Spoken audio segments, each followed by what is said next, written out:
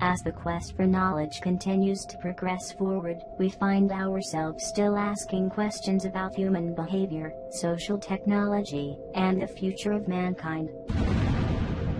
In a world devoid of such discussion, 2 Crowder College instructors have been chosen to podcast their views on current events, weird science, and pop culture.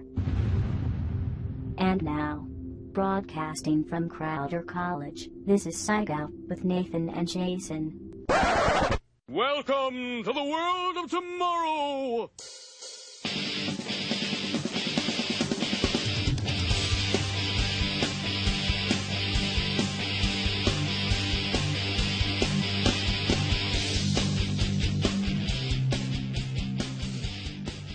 Welcome to Psych Out. This is your host Nathan Gandy along with Jason Edgar, here to talk about psychology, pop culture, and anything in between. I'm getting right to it today, Jason, because we have a very special guest. Yes, my friend Aaron. And you made him sound really special there. Yes. Well, I mean, I have talented friends. He's a singer, songwriter, musician, DJ, and, what would you say, a pop culture fanatic? So I think so. So we brought him on because this week is the return of one of our favorite shows, which is... Oh, yeah, Walking Dead. Walking Dead. Show favorite. If you're listening, stop right now and set your DVR. Only in 2013. And then go back to our first feature special on The Walking Dead. Episode 6. And your wife was on there. She was, right? So there you go, bringing it all around. But before we get into any of that fun stuff or the interviews or our topics today, we of course have to readdress, I want to say something we predicted last week, but let's be honest, everyone saw it coming, and that was the government shutdown. Oh, yeah, the government did shut down, and we're a week removed from it as well. Not removed from it, but a week into it. And no end in sight. No end in sight. I wanted to read the headline. The White House on Monday reiterated that Obama would not negotiate with the Republicans over the threat of a debt default, sticking to its line as stock prices fell for a second straight week. And so now we're starting to see kind of like those secondary and third effects, the ripples, tertiary, if you will, of this government shutdown. And right before we came on the air, I read an article that said Obama challenges Boehner on budget vote. So here's another thing. He's like, the Democrats are understanding that the majority is with them, and so they're saying, look, let's put this to a vote. It's the most diplomatic, democratic thing to do, right? The Republicans will vote as well. Absolutely. And not this minority there. And we're getting into the simple idea that the minority is ruling at this moment. Right. So if you don't know anything about, basically how governments work, just understand that the minority is kind of, I don't want to necessarily say holding it hostage, but it's not allowing, I guess, progress, if you will. Sure. And it's the basic, I hate those congressmen kind of mentality. Right. Well, now there's like a real reason behind it, though. So what are your thoughts, Nathan? Well, I've seen a lot of that press too, and yes, it does seem to be a small group of House Republicans sort of divided against more moderate Republicans versus the other two branches of government. So it is this kind of small pocket, but just happens to be at the right place at the right time to leverage that to maybe try to get a specific agenda. And I think enough news has come out where this was something that was planned for some time. Like this is we're going to take the stand. We're going to use this thing to take a stand when it comes.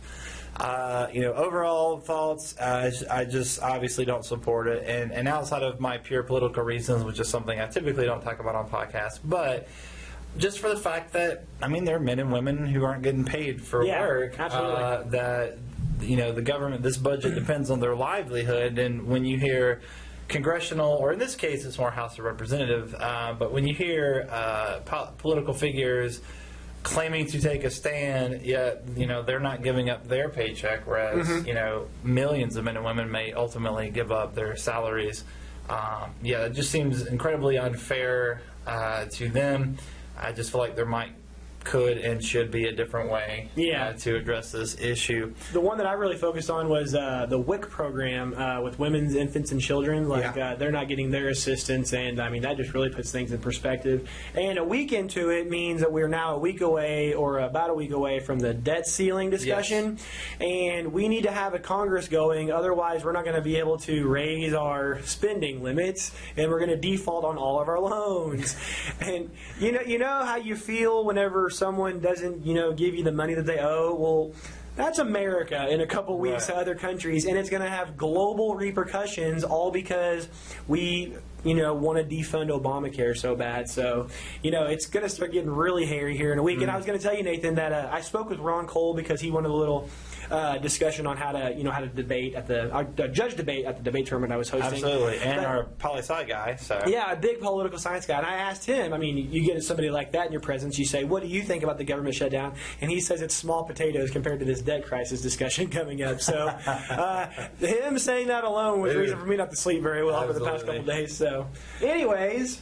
Well, here we are. We wanted to get that out of the way before we talk about the pot discussion that we wanted to do for a topic, but I don't know. We might be closer to the Walking talking Dead. about a debt crisis. I feel like we're not that far from the post-apocalyptic wasteland. Now, with that said, I'm joking. I'm not a pessimist by any means, but we will feel those repercussions. So maybe, going back to the very first special we did on Walking Dead and why the show and the comics speak to us is it is sort of a reminder of the different types of personas and personalities that happen when we are cornered, when we are put into this position where desperation sets in. And let's be honest, it's going to be, men and women without work. That's desperation. There's going to be global, at least difficulties with our finances. Well, that's going to bring up desperation as well. So how do men and women handle that?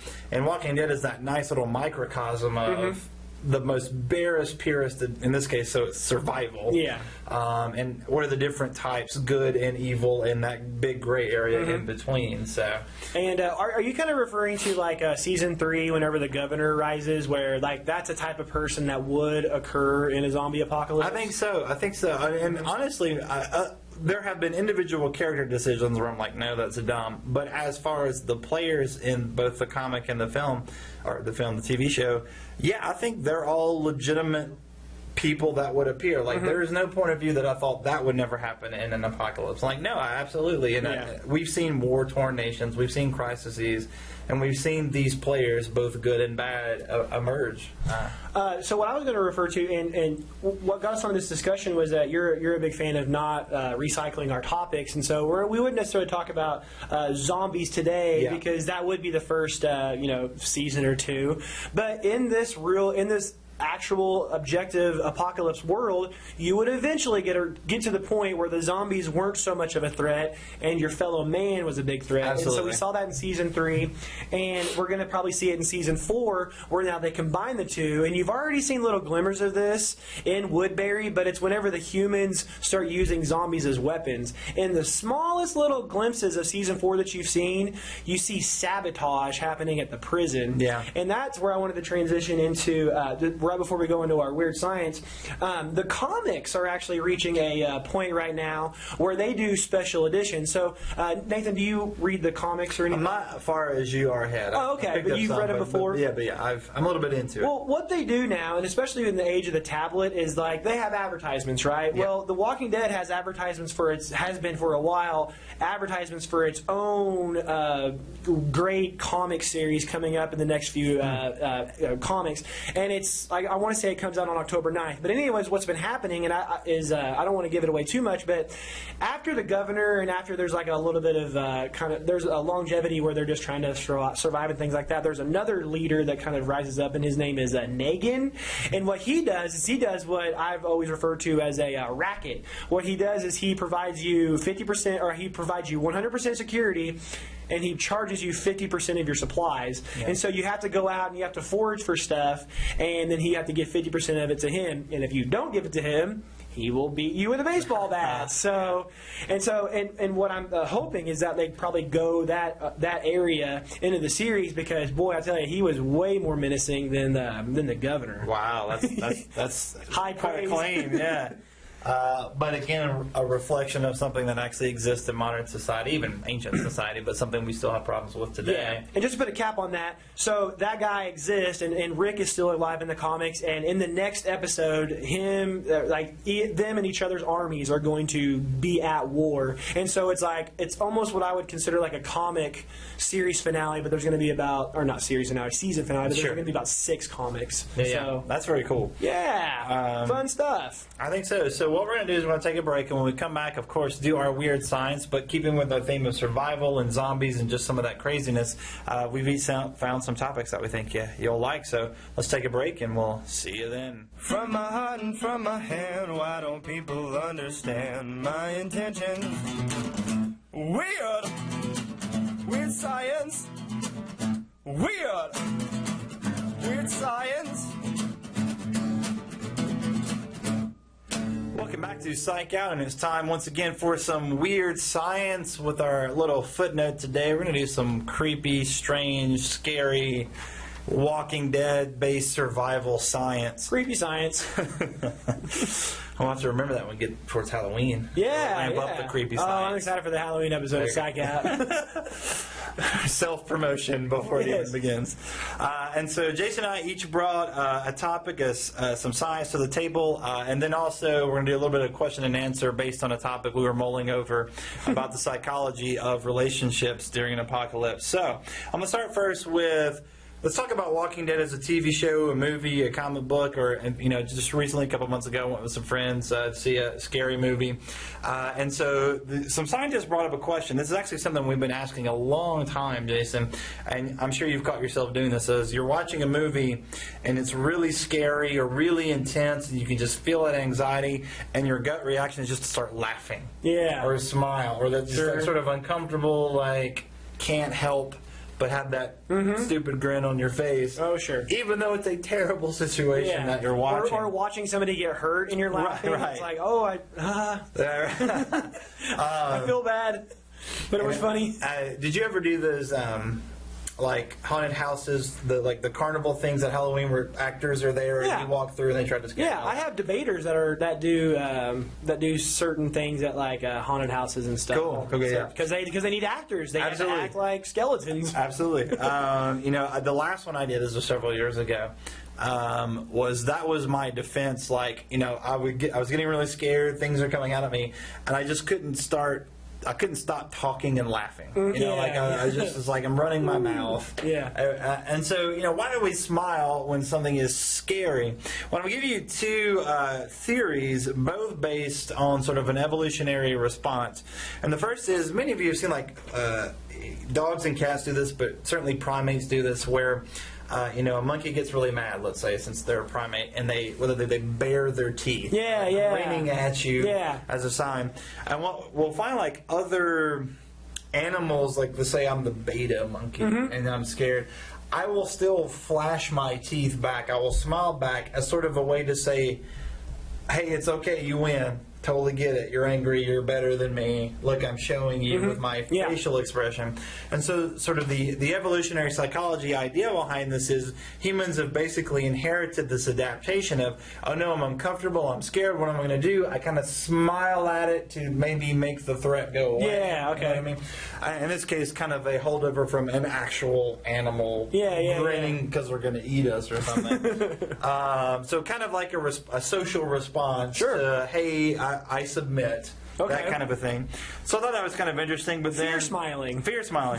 But another one, which I hadn't thought about, even though I see it every semester, because every semester I show my class this famous study called the Milgram experiment, which is where someone thought they were shocking someone to death based on an authority figure, and they really weren't.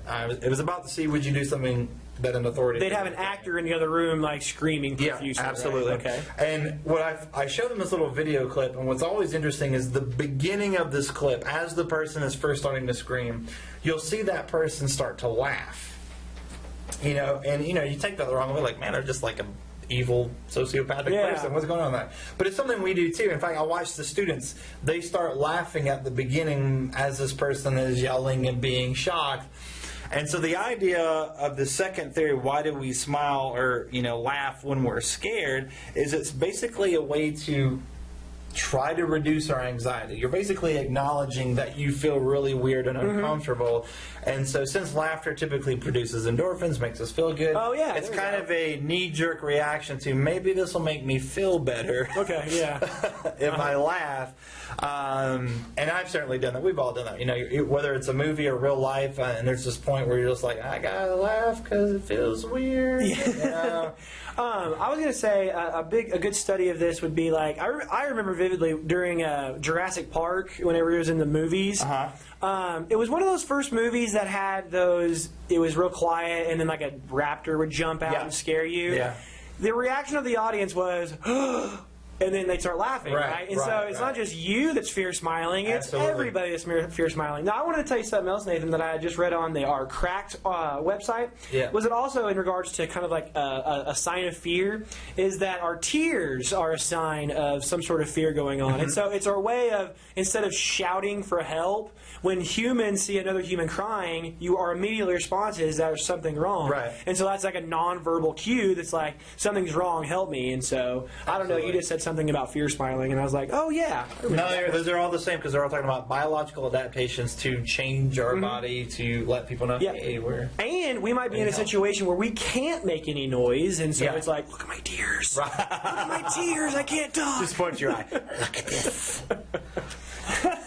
What's wrong with Jason? Why is he a crybaby? It's the zombies. He makes them cry. Well, Jason, before we get to your weird science, I want to transition, because we're talking about being afraid and being scared.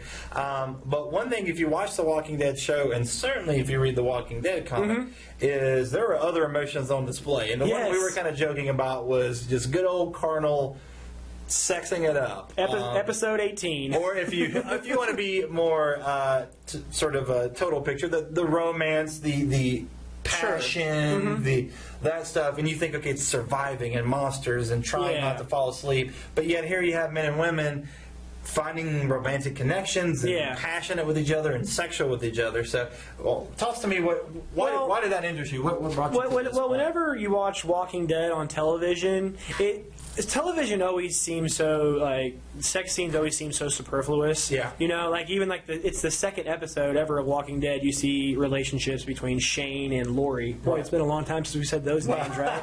Well, anyways, it goes a little bit deeper whenever you go talk about the Walking Dead comics, where, and by the way, anyone that's ever read these Walking Dead comics understands that it is very, very bleak. Like, there is, like, you think the Walking Dead TV show is bleak. I mean, wow, the comics are very, very dark. But even in those darkest moments, whenever people find an empty room, that's like one of the first things like they do is, you know, have some alone time, if you will. And so I guess what I was asking you, Nathan, is both these series have delved into that world, and from my perspective, it's never really about love and belonging. It's more about that physical need to actually do it. And in a zombie apocalyptic world, especially when you have people like the governor running around, there's probably not much, I don't know, comforting things going on in your world anyways, and that's one of those things that's absolutely free, just as long as you have a partner that's willing to do it with you. So what do you think about the psychology of sex in a zombie apocalypse? You actually hit several of the points that I was thinking, and that we've actually seen in, you know, historical research of actual crisis and wartime and things like that. First of all, you know, in no particular order, you mentioned the idea of to start the back, free, like this idea that it is this thing that you can do. And you're right in terms of, you know, the zombies can't take that away from you. You need alcohol to drink. You need drugs to experience those. You need technology or whatever that creates those endorphin rushes we think about. Sex is biological. That is built into every human being, and at puberty, the normal response is to be sexually attracted to someone for some reason. We even consider that abnormal if someone doesn't find sexual attraction, because we just don't experience that typically. It's a human thing. So absolutely, here you're in a need for something to, I guess, stave off that bleakness you mentioned for at least today. And here's something that's already hardwired, something that humans already enjoy, something that, you know, there is that intimacy and that connection that, if nothing else, maybe speaks of a safety in that moment. But the next thing I thought of, or maybe really even the first thing I thought of, was purely, I thought about neurotransmitters. I thought about endorphins. You know, I mean, endorphins are something that occur to help us decrease pain, and you typically see that with like physical trauma, like working out, you can get a flow of endorphins, but sex produces that too. It's a good feeling. Probably helps you sleep too, right? I think it could. And if there's a zombie around the corner, you're probably wanting a little bit of a... And I know this is like saying water is wet, but, you know, for human beings, sex is inherently pleasurable. That is a something that creates endorphins, and it should, because we wouldn't reproduce if it wasn't pleasurable. Why would we even try it? And so that kind of idea, I think about, okay, you're in this sort of bleak land, you have few intimate connections anyway. And be clear, when I say intimate, the word intimate means trust. So, I mean, Rick thought he had an intimate relationship with Shane because he thought he could trust him. It doesn't have to be romantic. But certainly sex is just a really common expression of that intimacy. Like, hey, I trust you, you trust me.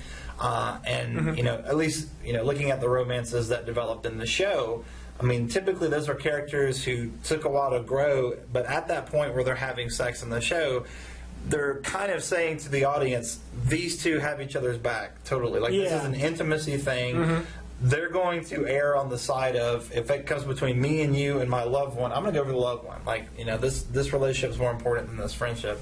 And so, it's a really interesting phenomenon to see. This is not something made up, and wartime and crises. We're not saying it increases. It's just saying it's one of those things that never really wanes, right? Right. It's not at all. Not at all. It doesn't matter if zombies are all around you. You kind of want to, have some relations. And think about all the couples. I was just making a list here, Nathan. Maggie and Glenn. Yeah, that was who I was thinking. Daryl and Carol, kinda. Carol wants to. Probably in this next season. Shane and Lori, Rick and Lori. There's a guy named Abraham in the comics has somebody that he met, and then Tyrese also has a mate as well. So it's everybody, and you can even say Sophia and Carl if you want. So anything else on that? I know it's good questions, and it is one of those things that you mentioned the TV thing of like, oh, they're just throwing in sex because of TV. Well, maybe they are, but I can definitely say the psychology is there. This is something humans are drawn to do, even in the most dire and terrible circumstances. Yeah. Oh, we didn't even mention Andrea and everybody that she's been with too. So she was Shane, Andrea and the governor.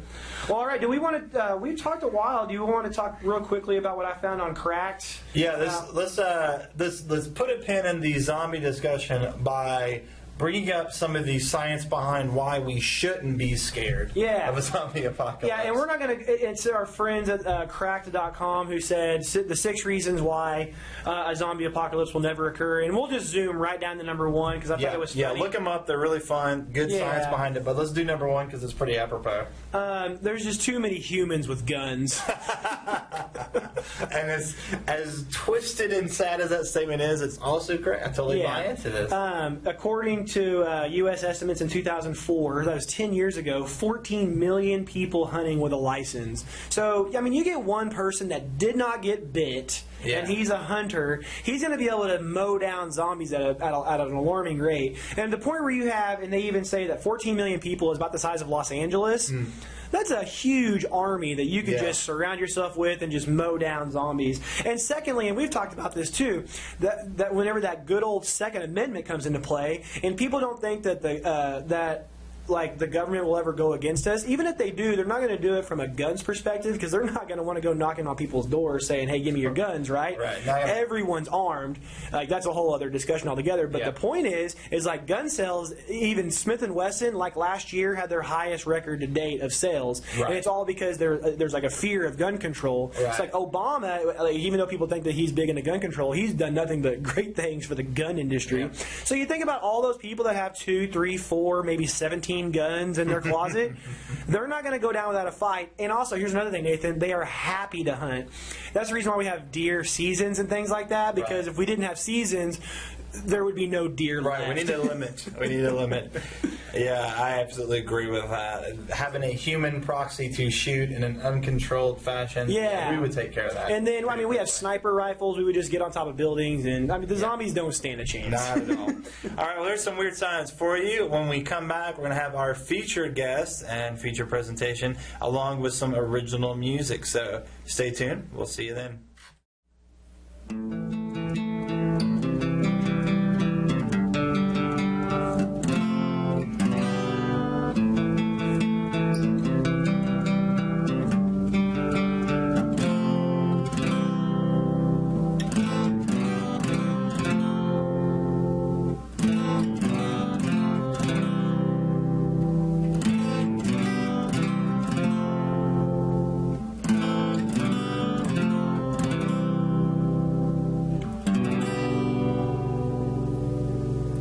I've been in such pain, hiding all the little things that you once told me to never do again. I found a fortune to offset all the torture. I brought them for some comfort to put me at ease. The fortune found me, waiting for the means to be, aware that I will need to bleed. I seize the fortune at my feet. The fortune found me, waiting for the means to be, aware that I will need to bleed. I seize the fortune at my feet. And though it's just a concept, I know that I must interject and say it before I forget and lose it again. As the fortune that I have found came to me through solid sand and proved the fear that held me down, so I lifted away. The fortune found me, aware that I will need to bleed. I seized the fortune at my feet.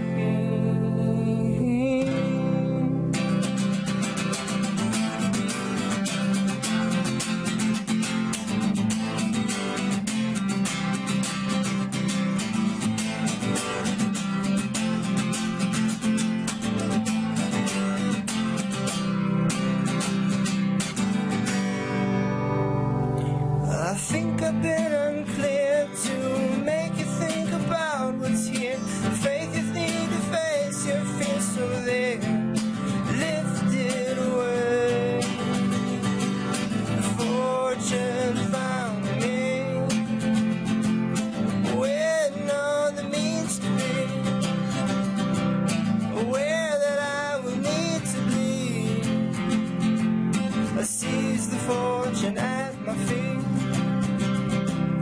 aware that I will need to bleed.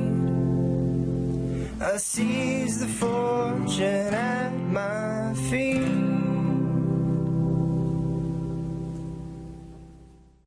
Welcome back to Psych Out, where we may or may not get a single take done. We will see. And we're here in the interview portion of our special on survival, footnote, zombie apocalypse. And we're here with Aaron Kocurek. Is that correct? That is not correct. Not at all. Aaron Kocurek. Kocurek, like Yep. Tesseract, only not like that at all either. No, nothing like that. So apparently you just threw some consonants and vowels together, and that's how you got your name. That is correct. That's exactly how my father did it. All right, just rolled some dice. It's really good. It's like a Scrabble dare. That's what that was. With my first name, he just picked the first one in the baby book. Oh, there you go. Hey, it's like Random last name and the first baby name ever. Put a lot of effort in the last one, not at all in the first one. Well, thanks for joining us here. Aaron is an entertainer here in the Neosho area, does anything from music performance, comedy, and even some DJing. We actually brought him here to do some musical interludes for us. But the reason, Aaron, you were actually introduced to me was through, of course, our mutual, let's just call him acquaintance. Jason, I don't want to use friendship. He's an acquaintance, yes. Guy we know. But he had mentioned that whenever him and I would get into sort of pop culture discussions, he would often use you as a springboard, especially with The Walking Dead, which kind of got us talking about it's coming back on TV. Yes, it is. And talking about you, is I guess you would sort of introduce them to the comic side of things. And so I want to start there with you're telling me a bit about your past and present in terms of buying, selling, and kind of being in that comic world. In fact, even hitting some of the conventions. So how long have you been, let's say professionally, meaning you've been incorporated into either entertainment or buying and selling, things like that? Have you been in the comics? Well, professionally, I think it would have to be when I turned like 16, when I actually started handling money. Right. To the extent that I knew exactly what the comic books were worth at the time, because and why they were worth that much. So were you around in the, because I'm a kid of the 80s, which means I was around in the 90s when there was kind of that comic bubble burst where suddenly we were buying and selling. We were selling much higher than we were buying, and things kind of got a bit crazy. Yes. Yeah. Yes. So maybe some unpleasant memories I've dredged up there. Well, whether you want to go childhood or adulthood now, what draws you to comics or keeps you in that world?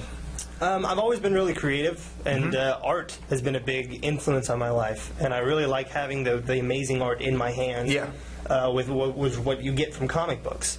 And ever since probably Steranko, he drew back in the 80s. I remember a little bit of his Nick Fury stuff. 70s, or Shield, I guess that would have been. Yeah, but when he did his stuff, it was like, I thought it was amazing art when I got into it. And I was like, okay, I want to see where this goes, right? What it progresses with. And you have to correct me because I'm not the most well versed. He was that sort of pop 70s, really stylized. In fact, then he used a lot of strange photography and iconography. Yes. It wasn't just, hey, you drew really well. It was like really cool angles, mosaic and angles, things like that. So yeah, and I agree with that too. It was definitely a storytelling through art, which drew me in as well. What about currently today? Since you mentioned you buy, sell, you still kind of work in that world. What today, just you personally, what are you into comic-wise? Into comic-wise? Just your own edification. Things you like. Walking Dead definitely. Sure. Since Walking Dead is so huge, I had to get into it because they sell for so much. And if they sell for so much, then I want to at least have them in my hand at some point, just to say I've read them, and that's awesome. Other than that, Grimm's Fairy Tales has been something I've gotten into. Yeah. Kind of a mature side of comic books. Is that the Fables stuff, or is this something like I've read the Fables? It's not Fables. It's like a really, really sexy take at Alice in Wonderland. Or all of the different just fairy tales. Right. And they call them the Grimm Fairy Tales, but the way the art is done is it's phenomenal. Another thing, any Michael Turner art, I'm a big fan of his art as well. Is he still with DC? Where is he now? No, he's not with us anymore. No, he cancer took. Oh, did he? Did not know that. Yeah. No, man. See, that's how far I am outside of that realm. Yeah, but now, since that happened, if you have an autographed book signed by Michael Turner, it just goes up. Well, the sure, price. Yeah. sure. All right, so we've got our kind of focus on sort of pop culture, but I mentioned before recording, I like to think at least that second layer, because I appreciate the juvenile stuff, the childhood stuff, the idea that people in tights fighting crime and all that. Yes. That's fun. But there are a few properties that sort of at least speak to me deeper. You can see on my desk here, I like Batman, but I actually didn't really start liking Batman until I got a degree in psychology, and that was sort of, I see kind of some deeper levels of things, not just the inks, but in terms of like mental illness, and especially his rogues gallery is very much, archetypes of that. Are there any things particularly that beyond the fun, you're like, whether they're comics or stories or TV, that you're like, on the surface it's pulp, but you really get something emotional out of it, or it makes you think maybe a little bit more than you have to with some other properties? Actually, surprisingly, I like TV. Yeah. And I watch HBO and Showtime. Dexter is one of my big favorites of the past. Now I understand the friendship. 7 years. Yeah. Jason is a big Dexter fan as well. Sure. But then I also like TV show Psych. You know Psych? Absolutely. I love Psych. And what else? Things that get me to think a lot. Probably Game of Thrones as well. I wonder, that's sort of the not only hotness because of the property, but we're getting a lot of people who don't normally work in that genre, whether they don't read fantasy or they're not into pop entertainment, so to speak. It's not even a period piece; it's a fantasy piece. Yeah, yes. But yeah, the popularity, that's amazing. Yes. Certainly the books were to their own genre, but now we've exploded on television. We got people like Jason, we mentioned before. He's been quite open that doesn't read or watch a lot of fantasy, but here's a show that really makes you work for it. Oh yeah, So they're all good examples. And so let's kind of shift gears a little bit to music, since you're going to perform for us today. Are there any current artists that kind of you latch onto? Either these are I really like, these are fun, or when you're actually performing, is there like, I like this genre or these guys, they speak to me in terms of what I like to emulate? Okay. I like to get into different music that I've never heard before. And when I try to do that, I get away from radio and what's current and things like that, and away from like rock and all the classic stuff. I try to get away from that as well. And recently I've been stopping on, have you ever heard of Souls Coughing? Mm-hmm. Souls Coughing. I really like Souls Coughing. They really speak to me. Okay. Their genre of music and the way they portray concepts. Yeah. I really like that. That's a good example. I was trying. So you, I guess then you kind of follow. I hate to use the word indie because it's kind of a gross misuse word. But in terms of not the top 40 stuff, but instead finding those bands that just speak to you because they speak to you. Yes. Do you think that's like an internet thing? Because it seems to be just a matter of we're able to connect to these bands more. I mean, how do you get exposed to these groups? See, I get exposed to these groups because I really like bands like Cake and Pixies and those off-colored, just amazing musicians. Right. And so whenever I look up people like them, then I get all these crazy options, and Soul's Coffee has been one of them. That's really interesting, that too, because all those bands you just mentioned, in the publications that I read, have a very central, for lack of a better word, geek tie, in the same way that we're talking about these TV shows or these comics. Like, they are bands that are sort of quirky or eclectic or interesting like that. Is that maybe why you're drawn to them? I'm a huge geek, Oh, yeah. I made T-shirts, zombie T-shirts at one time in my life, sold them at zombie conventions. Oh, excellent. I've been geekified for all my life. Well, while we're talking about geeks, because I can now geek out with you on this, you mentioned, tell me some of the conventions you've been to, because you said you did the Big Bad San Diego Comic-Con. I did the San Diego Comic-Con once. Yeah, in 2008. I will never go back. I will never go back. Did I go when you were there? We're really close. It was like 09, 010. I can't remember, but yeah. I will never go back I was the same way because too. I'm a comic book person. Yeah. And at this Comic-Con, it wasn't a comic show anymore. It was totally a movie, entertainment, it was a pop event, basically. Here's the new stuff that's coming right. out. Yes. No, I agree. I had a ton of fun there. But yeah, I'm the same. Like, it was just too saturated and too crowded. I love the experience that I got from it. Absolutely. But I don't think it's something that you should do more than once unless you actually have big stake in it. Are there places, since you're from the Missouri area, even in Neosho, right? Just to confirm, are you living in Neosho? I'm living in Neosho, but I'm originally from Dallas, Texas. Oh, okay. You can speak to both then. I was going to say, are there any sort of conventions or places, whether it's music or comics or things that you have been to that you would maybe, for listeners today, hey, maybe check this out if you want to wet your feet in the world of whatever genres that you're talking about? Okay. One of which I would mention Kansas City Planet Comic-Con. The people who run that show are very, very customer based, and they want you to have a great time, and everybody there does. And that's one of the best events that I can mention off the top of my head. Other than that, South by Southwest, it's a music. It's just a music gathering of people, bands playing, and that's phenomenal. Do you remember where that's specifically located? I think it was in Texas. Okay, I believe it was back when I was in Texas. Okay, cool. Well, what we're going to do now is take a break, and normally we do a little bit longer interview.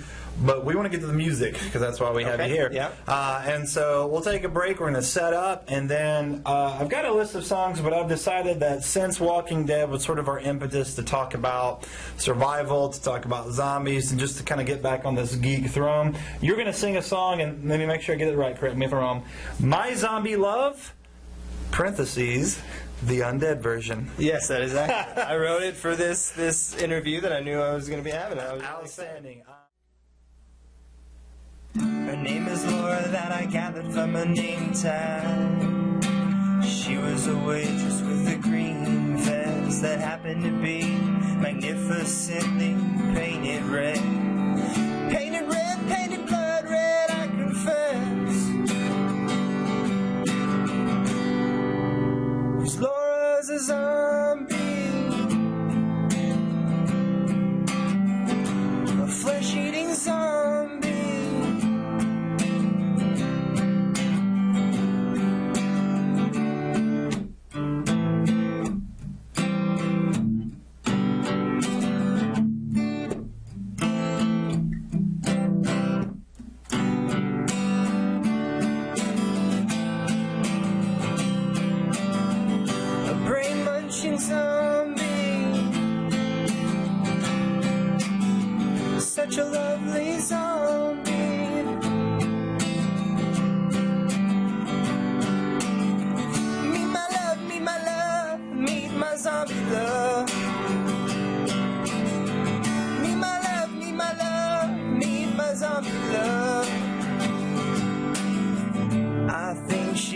beautiful.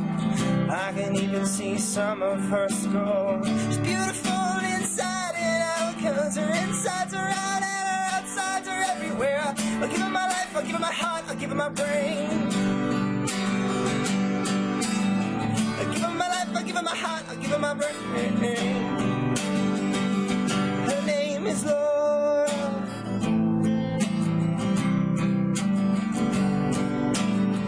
Me my love, me my love, me my zombie love.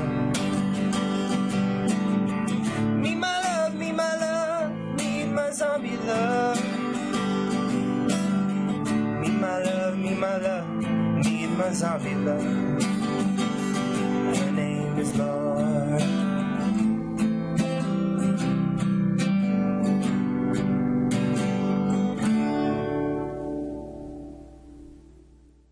It's Aaron and Jason's live read.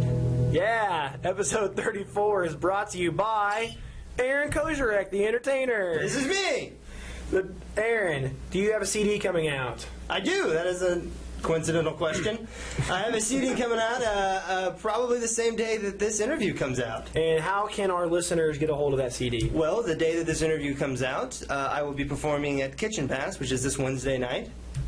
And I will have CDs at that performance. That's in Joplin? Yes, it is. Excellent. And you are also a local DJ, correct? I am a local DJ, and I also DJed up in Joplin and in Carthage, and I've done one Southwest Missouri. Southwest Missouri DJ. Now, if somebody wants you to DJ for their wedding or their bar mitzvah, what can you? How can they get a hold of you?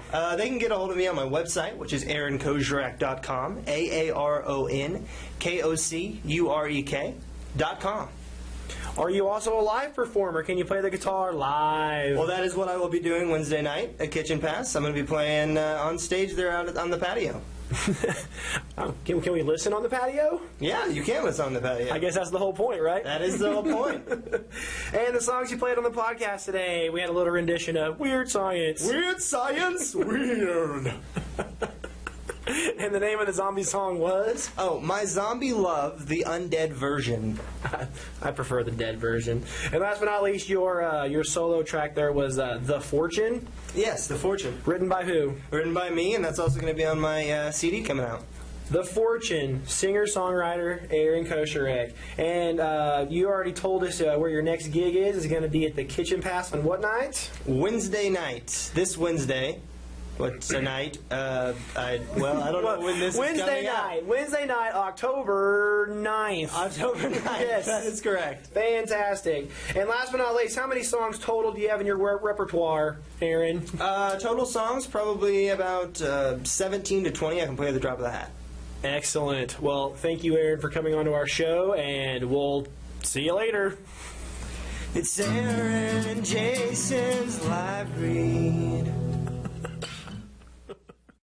All right, welcome back to Psych Out. We're here to close things out. We've had an awesome guest. We've had some awesome music. Now, Aaron didn't mention it, Jason, but he is not just playing a single event, right? He's going to show up regularly. Well, we talked about in the live read that he is at Kitchen Pass this Wednesday at 10, but the truth is, well, that is the truth. But extending the truth a little bit more is that he's going to be at Kitchen Pass every Wednesday at 10. Now, Nathan, this is pretty cool because going back to working at Olive Garden, that was the place to be if you ever wanted to go to live music and just have a couple beers and things drinking like that. Called Olive Garden. Every time you mention Every time Jason mentions Olive Garden.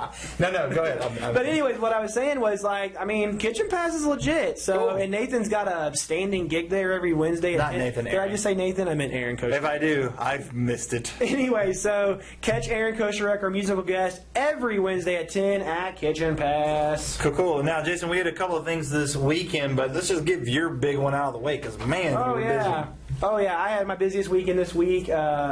It was October Slam. This is my tournament that I, created out of thin air. It's the second annual. And basically what happens, Nathan, is that, like, we'll take Crowder's debate program. We go to other tournaments and we compete at their place, right? Well, when is it our turn to host, right? And so you don't have to necessarily, but it's kind of like as a debate coach, it's in our best interest to kind of host one.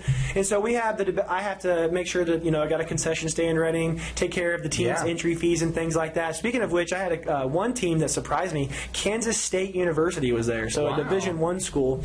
What else was I going to say? So anyways, and my team is also running the tournament. They did a good job. I had some kids that were also actually competing in the event. We had some good showings there. The last thing I was going to say, I had a tab room staff that tabulates the whole thing, so I don't have to do it. Pay them. They did a fantastic job. But what I wanted to talk about was actually your judging of the final round of the novice division of Public Forum, where we talked about on the show the debate topic of boycotting the Sochi Olympics. Yes. So first, your basic perspective of a debate tournament and judging a round, and second of all, are we going to boycott the Sochi Olympics? Oh man, that was tough. And here's the interesting thing about being a judge. I'm going to say this super fast because I want to keep us long. But I was telling Mandy, I went into the debate with an already point of view. Like I had my point of view on the top. Okay. I listened to the arguments. I thought the information that the other side of my point of view that they were bringing to the table, I was like, that's some good information. I might rethink my position. Yeah. But I still had to award it to the first side because they were just better. Like, so it's that better interesting, like as a judge, because I'm not experienced being a judge, so this is not. And this is the reason why you have 5 people on the panel. Right. I'm just kidding. But that's the thing. But no, it was very tough because I'm like, I believe this, already there's a problem, and then the other side is doing better info, so good, but technically the first side was better speakers. Sure. It depends on what you're trying to weigh that, arguments versus style, right? Right, absolutely. But the thing is like, well, be a great speaker and have great information, right? Yeah. And anytime, because as many rounds as I personally judge, because I have to judge a lot too whenever I go to these tournaments, every once in a while I'll have a student that disagrees with my discussion, and they'll say, well, didn't you hear this argument? Or I'll say something like, you may have made that argument, but it just wasn't persuasive enough. I'm sorry, and that's the way it is. Let me also apologize to everyone who I judged. You're supposed to write them comments, and I was just kind of writing myself comments to remember things. It probably wasn't very useful. Well, anyways, but what about the atmosphere? What did you think about the atmosphere? I was actually surprised a few minutes ago when you said this was only the second one. I guess I wasn't aware that we did. Well, we host a high school tournament, and it's super easy, and it's usually just high schoolers there, and then like a couple college students judging it. But this is more of an adult thing. For the flow in terms of getting so many people in so many places at so many times. Oh yeah. It just felt like you guys know what you're doing. Yeah. Like, the only hesitation seemed to be actual time things, not like we don't know what we're doing. It's like, okay, they're running a little late, so we gotta you have to adjust. A couple students were like, hey, can I go first because I have this thing and things have been moving, and that's just that's a human thing. That's not a debate thing. I told one of our higher judges, Jim Height, that the whole tournament is about 7 minutes away from just total destruction. And that's what my job is just like I'll spin this plate, then I got to go over here spin this plate, and I got to go spin this plate over here. But before I go spin that plate, I got to spin this plate again. Nothing crashed down while I was there. So well done. And actually it was 10 minutes ahead of schedule, and I mean, must say it's a rarity at a college tournament. So kudos to me, about 5%, but you facilitate a lot of it, and everybody does things. And you can even say that Nathan helped out by being a judge, because if he wasn't there, I would have had a judge. They're good. They're really good students too, or good participants. So the last thing I judged, Mandy and I just consistently talked about how terrible it was to judge that, because we're talking like micro differences. Oh, sure, like a pros reading round. Yeah, that was tough. Now you got to relax and watch Gravity, and by the way, I did. That is not true.